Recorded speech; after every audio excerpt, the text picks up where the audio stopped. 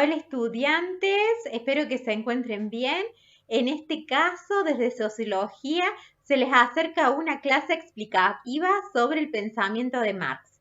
Recuerden que a partir del estudio de Marx, ustedes tienen que resolver la evaluación arial. A continuación, entonces, vamos a brindar la explicación del texto a partir de un PowerPoint.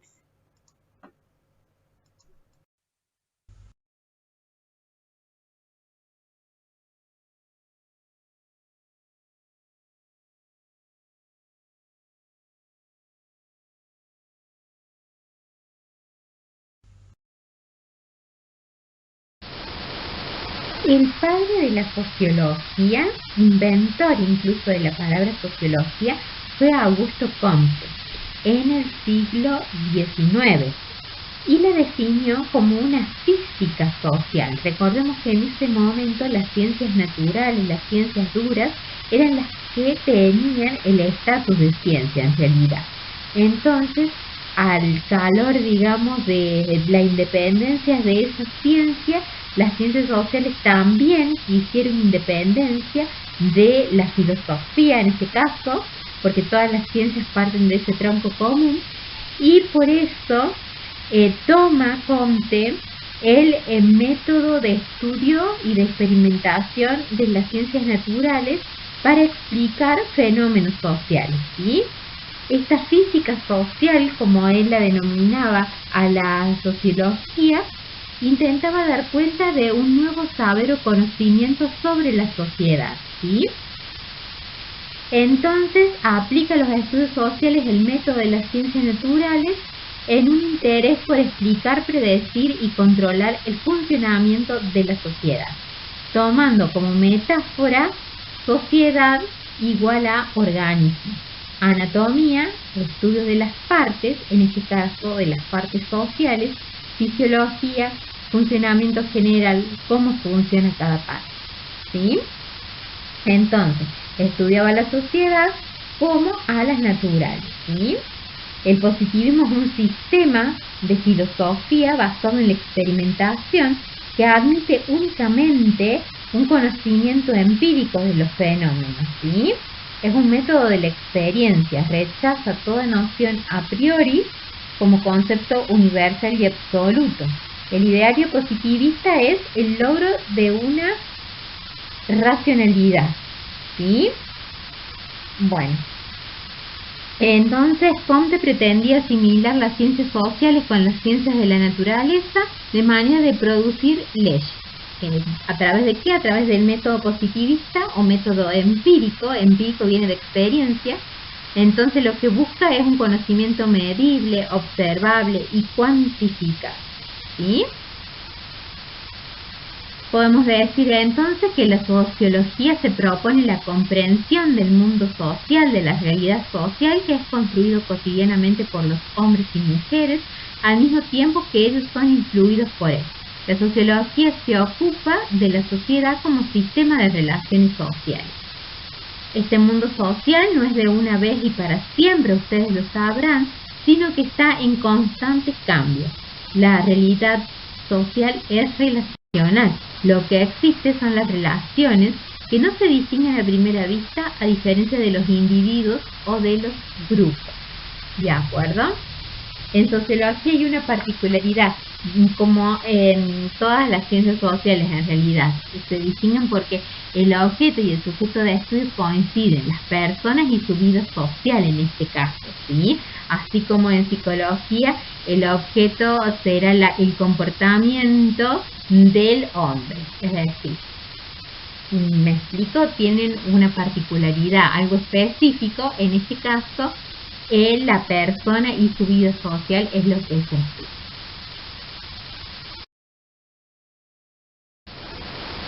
Espacio curricular particularmente vamos a abordar las teorías del consenso y las teorías del conflicto.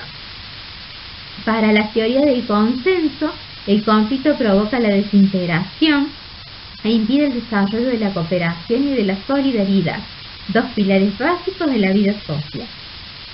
Según la teoría del conflicto, particularmente la teoría de Marx, el conflicto es fruto de la división de la sociedad en clases antagónicas. Antagónicas quiere decir opuestas. Y en este caso sería, para Marx, la burguesía y el proletariado, o la clase obrera, y de las luchas de los dominados, es decir, de este proletariado, por revertir la situación de sujetos o actores, porque Marx en realidad va a hablar de actores explotados.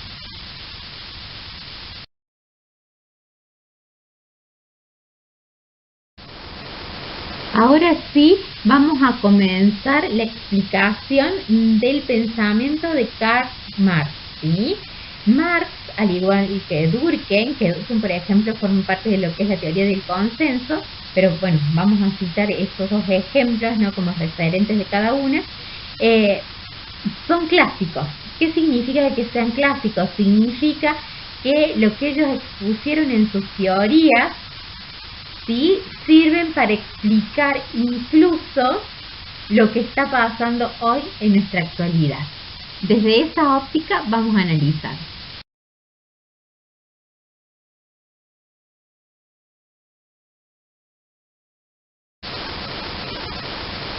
Bueno, en este caso Marx toma el método dialéctico de la lógica de Hegel y lo aplica al mundo material, ¿sí? Según este método dialéctico hay una relación recíproca entre el actor hombre y el mundo, la sociedad, ¿de acuerdo? Habla de una sociedad dividida en clases sociales, Marx, es decir, que dentro de lo que es la estructura social hay una estratificación y la clasificación que él adopta es el de clases sociales, donde principalmente distingue dos clases sociales, ¿sí? La burguesía, también llamada capitalismo, ¿sí?, explotadores, donde los individuos van a compartir la misma relación con los medios materiales de producción. En el caso de los capitalistas será ser propietarios de los medios de producción y también de las fuerzas de trabajo, y tienen los mismos intereses dentro de esa clase social, que en este caso de los burgueses, digamos, va a ser perpetuarse en esa relación explotadores-explotados como dominantes.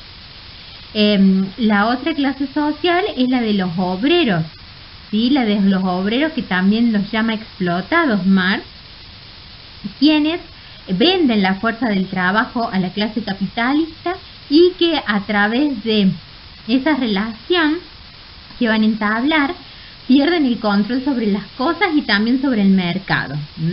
Hay una alienación o enajenación según este punto de vista, por lo cual el trabajador pierde, digamos, la conciencia de su potencial creativo al transformar las materias.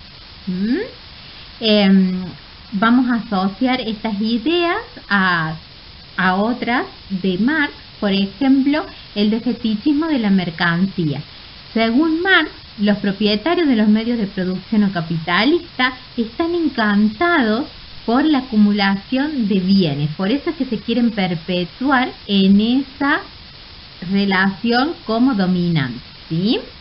La alienación, por otra parte, va a provocar una ruptura entre el proceso laboral y va a separar el trabajo intelectual, que va a caracterizar a la clase capitalista, del trabajo manual, que va a caracterizar a los obreros. También hay una división entre trabajo y ocio y entre producción y consumo. Bueno, todos los años me opongo a simplificar la teoría de Marx, pero al último caigo en ese vicio y les presento esto, que es la casita, es decir, cómo Marx explicaría la sociedad teniendo en cuenta esta analogía. Para mí que esto va a resultar útil. Imaginémonos una casa. El techo estaría conformado por la superestructura, las ideologías, el Estado, la política, las leyes, y representaría la clase capitalista.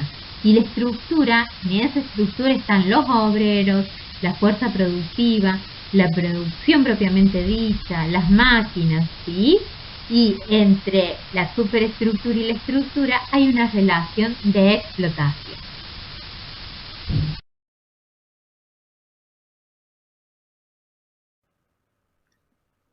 Bueno, estudiantes, en relación a la consulta que hicieron esta semana en cuanto a con qué páginas teníamos que trabajar del apunte de cátedra de la materia, les comento, no es con todo el apunte ustedes lo pueden bajar de la página web del cole, del Wix, es pesado, así que bájenlo con tiempo, y tienen que ir a la página esta, la número 31, en orden, porque en el apunte va a tener el folio 24.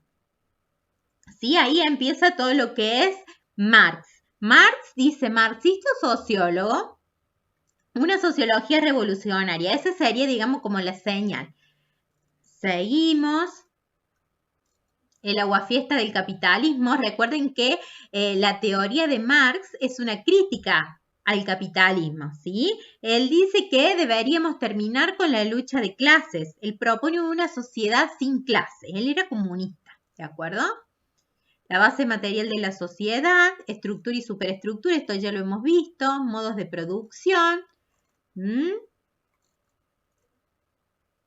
Las clases sociales. Marx, ¿era marxista? Sí, era marxista, chicos. Bueno, seguimos, el fantasma del marxismo, y aquí comienza Durkheim, ¿de acuerdo? Con estas páginas ustedes tienen que trabajar, que es, digamos, correspondería a la clase de hoy, a la que pasó, digamos, a través del PowerPoint. Gente, entonces esta es la consigna de la evaluación que planteamos con el profe Panichelli. Recuerden que el profe Panichelli es el docente de Espacio y Sociedad en Argentina y América Latina, y yo soy la profe de Sociología, ¿sí? Aquí tienen nuestros emails por cualquier consulta que nos quieran realizar, de acuerdo, durante la semana hasta que sea el día de la entrega de la prueba. Bueno, ¿qué se plantea? La lectura de un texto, ¿sí? Este es el texto, el que está en negrita. Muy bien, seguimos. ¿Quién lo escribió al texto? Lo escribió Ricardo Piglia, es Plata Quemada, ¿sí? Que se publicó en 1997 en la editorial Planeta, ¿de acuerdo? Ahora, ¿narra una historia de 1997? No. Narra la historia, ¿sí? Es un relato verídico que ocurrió en otra fecha, en 1965. Pero hay algo muy interesante en ese relato que lo llevó a la autora Ricardo Piglia a publicarlo en 1997.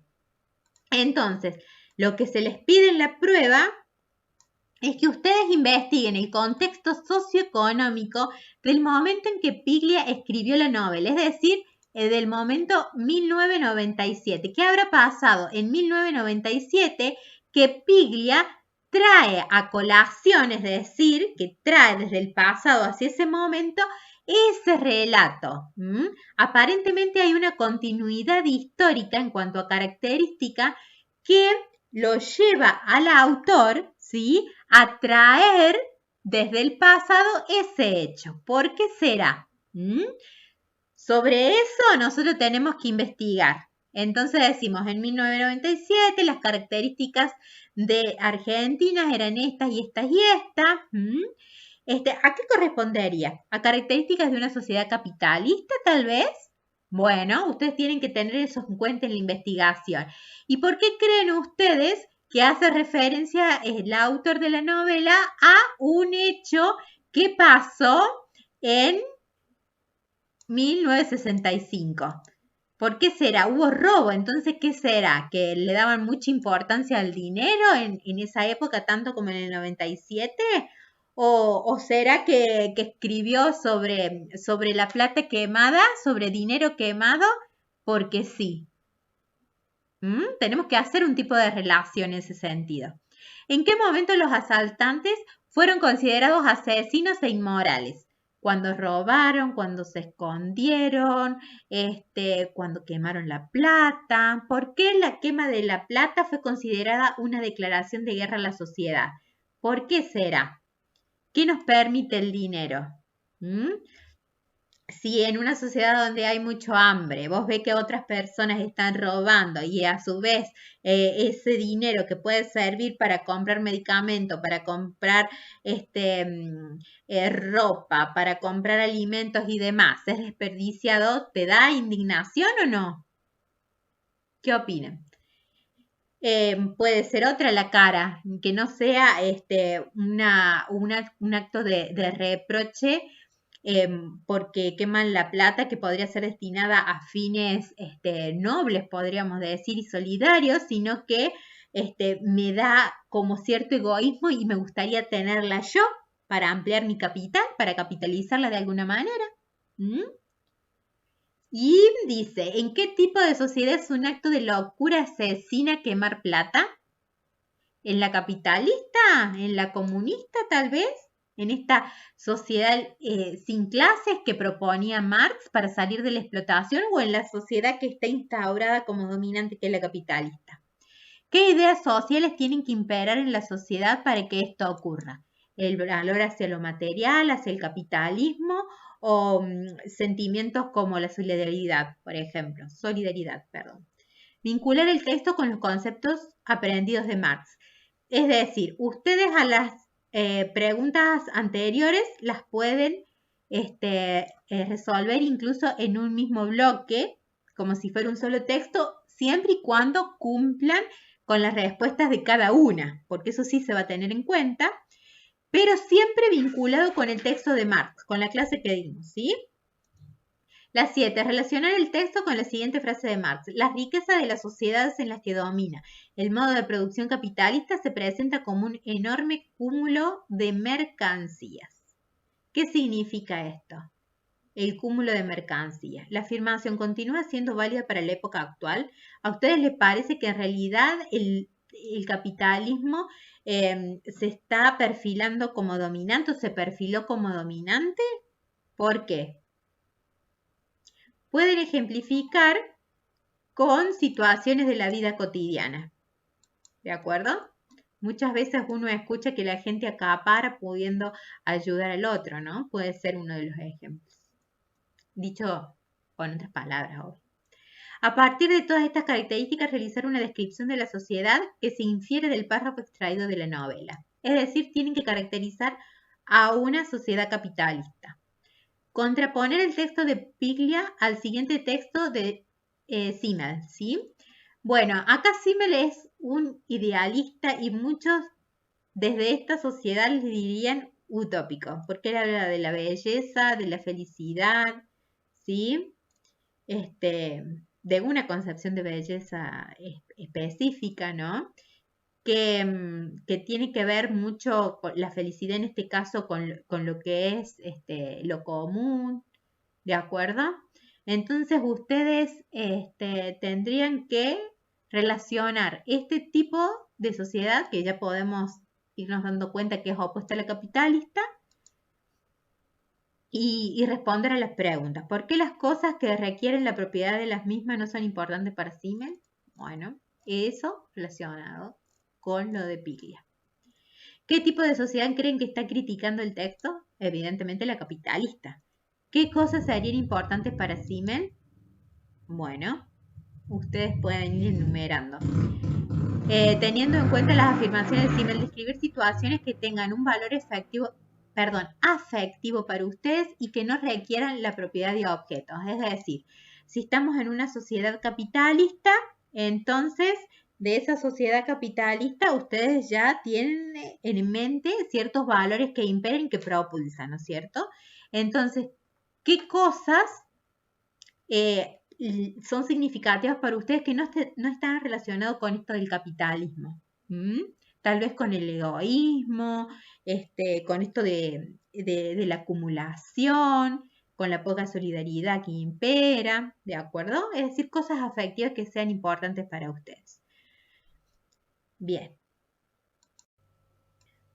Bueno, estudiantes, espero que la clase haya sido de vuestro agrado. El tema es muy interesante, pero también sabemos que es complejo. Por lo tanto, tienen los emails para cualquier consulta, tanto del profesor Panichelli como el mío. Hasta la próxima. Espero que estén bien.